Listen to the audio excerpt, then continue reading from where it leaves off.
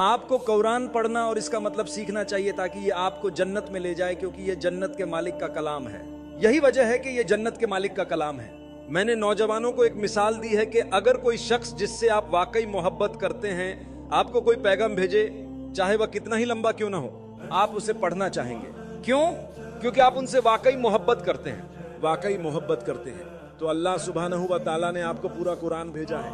आप इसे सिर्फ रमजान के महीने में क्यों पढ़ते हैं? आज से ही शुरू करें, आज ही शुरू करें। कुरान उठाएं और रोजाना एक आयत पढ़ें। क्या ये ज्यादा है? क्या ये ज्यादा है? एक आयत, इससे ज्यादा नहीं। रोजाना एक आयत आज से ही पढ़ें। कल से भी पढ़ सकते हैं, कोई मसला नहीं। अगले दिन पढ़ सकते हैं। ये कम से कम है। कम से कम आप सोच रहे होंगे कि ये बहुत कम है ना?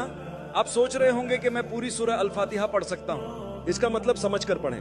कम से कम एक आयत रोजाना। एक निशानी जरूर रखें, वल्लाह वो दिन आएगा जब यही कुरान आपके हक में गवाही देगा। क्योंकि हदीस कहती है कि तमाम अमाल का दारोमदार नियतों पर है और हर शख्स को उसकी नियत के मुताबिक बदला मिलेगा। अगर आपका इरादा कुरान पूरा करने का था और आप हर दिन एक आयत पढ़ रहे थे और इस दौरान आपने शायद 114 अब्वाब में से एक ही बाब पढ़ पाए हो और आपका इंतकाल हो जाए, तो आपको वैसा ही इनाम मिलेगा जैसे आपने पूरा कुरान पढ़ लिया हो। क्योंकि मुस्तकबिल मजाजी, अज़म और नियत बहुत अहम है।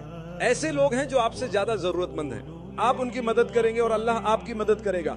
जब आप एक गरीब व्यक्ति को $1 देते हैं तो आप शायद उसकी दुनियावी जिंदगी में मदद कर रहे हैं, लेकिन यकीन करें उसकी दुआ आपकी आखिरत को बेहतर बनाएगी। जब आप एक गरीब शख्स को $1 देते हैं तो आप शायद उसकी दुनियावी जिंदगी में मदद कर रहे हैं, लेकिन यकीन करें उसकी दुआ आपकी आखिरत को बेहतर बनाएगी। लेकिन उसकी दुआ आपके लिए आपकी आखिरत बनाने में मदद देगी।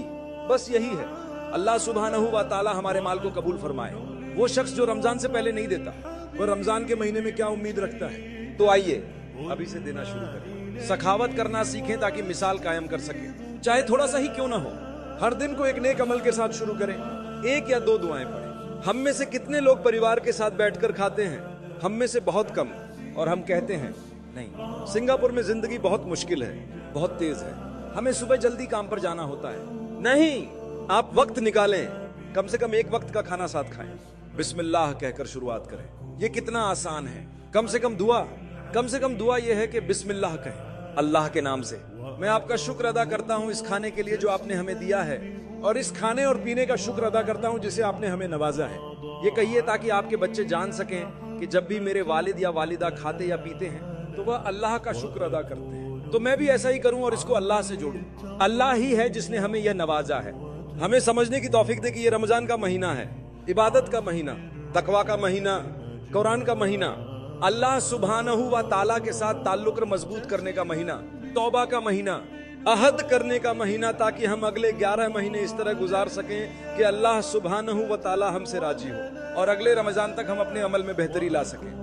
तुम जानते हो, इसे आजमा कर देखो, इसका फायदा देखो, तुम कितनी तेजी से रूहानियत की एक नई सतह पर पहुंचते हो। यकीन करो, मुझ पर भरोसा करो, ये बिल्कुल ऐसे ही है जैसे सलातुल तहज्जुद। तहज्जुद वो फजर से पहले की नमाज है। अगर तुमने इसे नहीं पढ़ा तो कम से कम अपनी जिंदगी में चंद बार इसे आजमा कर देखो। आओ इसे आजमा कर देखो। मुझे यकीन है कि हम इतने मजबूत हो सकते हैं कि इसे आजमा सकें। तो महीने में एक बार उठो और कहो कि चलो मैं तहज्जुद पढ़कर देखता हूँ। इसे पढ़ो और देखो कि तुम्हारे अंदर क्या बदलाव आता है। मैं तुमसे वादा करता हूँ कि तुम्हारे अंदर कुछ स्थायी रूप से बदल जाएगा। तुम जानते हो यह हकीकत है। अल्लाह के लिए इसे आजमा कर देखो, सिर्फ अल्लाह के लिए अपना अलार्म लगाओ और आइए ईमानदार बने। हम में से बहुत से लोग नमाज को एक जिम्मेदारी समझते हैं जो बोझ है, बजाय इसके कि नमाज को एक जिम्मेदारी समझें जो एक तोहफा है जिसे अदा करना हमारे लिए बाइस इज्जत होना चाहिए। जैसे कि मैं हमेशा कहता हूं और मैंने उसी नशिस्त से पहले भी कहा है, मेरे भाइयों और बहनों, एक शख्स जो नमाज इसलिए पढ़ता है क्योंकि उसे पढ़नी है और दूसरा जो नमाज इसलिए पढ़ता है क्योंकि वह नमाज पढ़ना चाहता है, दोनों के बीच बहुत बड़ा फर्क है। ये जानते हो, कभी ऐसा वक्त आता है जब कोई इंसान कहता है तुम नमाज क्यों पढ़ रहे हो, और इंसान जवाब देता है क्योंकि मुझे पढ़नी है, ये एक फर्ज है। ये जवाब दुरुस्त है, लेकिन एक वक्त आता है जब शख्स चाहता है कि वह नमाज पढ़े, वह इस नमाज को पढ़ने की आरजू करता है। आगे वो जानते हैं कि ये एक फर्ज है, लेकिन वो वहीं नहीं रुकते। वो वाकई चाहते हैं कि इस सूरत में वो मिकदार के बजाय नमाज के मयार पर काम करना शुरू कर देंगे।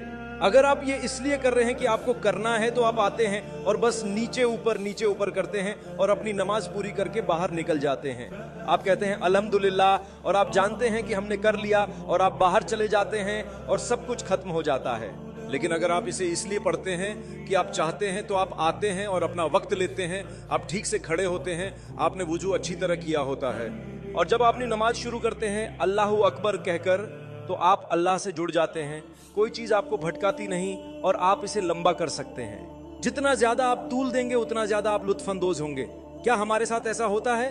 अल्लाह हमें ऐसा बनाए कि हम उन लोगों के लिए दुआ करें, बूढ़ों से मिलने जाएं, बीमारों की इयादत करें। जब आप किसी बूढ़े शख्स से मिलते हैं तो आपको भलाई का एहसास होना चाहिए। सुभान अल्लाह। आपको बहुत सारी दानाई मिलेगी, उन्होंने दुनिया देखी है, उन्होंने बहुत कुछ देखा है, आपको इसमें बहुत भलाई मिलेगी। ये मोहम्मद सल्लल्लाहु अलैहि वसल्लम की तालीमात में से एक है कि बीमारों की इयादत करो, अपने रिश्तेदारों से मिलो, मसाइल और मुआमलात हल करो, मुआमलात को सुलझाओ। जीतने वाला वही है जो मसाइल हल करे। अगर आपके परिवार में कोई मसला या झगड़ा है तो उसे हल करने की पूरी कोशिश करें, बार बार कोशिश करें। ये आसान नहीं होगा, मगर तुम अल्लाह की नज़र में एक ऐसे शख्स के तौर पर जाने जाओगे जो खानदानी रिश्ते निभाने की पूरी कोशिश करता है। जो शख्स अच्छे खानदानी रिश्ते निभाते हैं वो नहीं जो लेन देन का ताल्लुक रखते हैं। तुम्हें पता है इसका क्या मतलब है? वह मुझे कुछ देते हैं, मैं उन्हें कुछ देता हूँ, वो मुझे कुछ देते हैं, मैं उन्हें कुछ देता हूँ। सुभान अल्लाह। ये हवा की तरह है जो सबको अपनी लपेट में ले लेती है, यानी इसका फायदा हर किसी तक पहुंचता है। मैं अपनी मुस्कुराहट से तुम्हारे लिए सखी हूं, मैं अपने वक्त से तुम्हारे लिए सखी हूं। जो कुछ भी अल्लाह ने मुझे अता फरमाया है अल्लाह सुब्हानहू व ताला की मदद से, इसमें से मैं आपके साथ सखावत से पेश आता हूं। लिहाजा हम इस्तिगफार में मशगूल होंगे। हम इस खूबसूरत महीने का इस्तेकबाल अल्लाह की तरफ रुजू करके करेंगे और अपने किरदार ओ अखलाकर को संवार कर, अपने घरों में ताल्लुकात को बेहतर बनाकर। हम में से बहुत से लोगों के पास बहुत से कमरे हैं, लेकिन इस्लाम में टाल मटोल की कोई गुंजाइश नहीं। आज का काम कल पर मत छोड़ो सिर्फ इस वजह से कि तुम्हें लगता है कि तुम कल इसे कर पाओगे। दरअसल अगर मुमकिन हो तो कल का काम आज ही ले आओ और पूरा कर लो, ताकि कल कोई और चीज सामने आ सके और आप ये हासिल कर सकते हैं। यही वजह है कि हम कहते हैं कि आइए रमजान के महीने से अभी से फायदा उठाना शुरू करें, ताकि अपनी औलाद के साथ, अपनी बीवियों और शौहरों के साथ अपने ताल्लुकात को बेहतर बना सकें। शायद हमें बहुत कुछ करने की जरूरत है, लेकिन कभी कभी हम परवाह नहीं करते।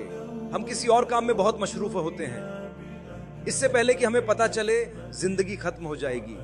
आप जानते हैं आजकल वक्त तेजी से गुजर रहा है। यही वह चीज है जिसकी मोहम्मद सल्लल्लाहु अलैहि वसल्लम ने पेशगोई फरमाई थी। ये कयामत के करीब की निशानियों में से एक है कि वक्त तेजी से गुजरने लगेगा, ये सुकड़ जाएगा। यानी एक महीना ऐसे गुजर जाएगा जैसे ये सिर्फ एक दिन हो। ईमानदारी से वह अहद करें जो मौजूद हों, और यही अभी और यहीं हों। हमने इनमें से काफी के बारे में बात की है। आइए उम्मीद करते हैं कि हम यहीं अभी ये अहद कर सकते हैं कि हम कम से कम इनमें से एक मामले में हिस्सा लेंगे कि हमने आज जिन बातों पर बहस की है वह मुस्बत हल के तौर पर हैं, ताकि हम खुद को अच्छे मुस्लिमीन के तौर पर बेहतर बना सकें, ताकि जब रमजान का महीना आए तो हम पहले ही एक खूबसूरत दर्जे पर हों और हम तरक्की करें और बेहतर बने।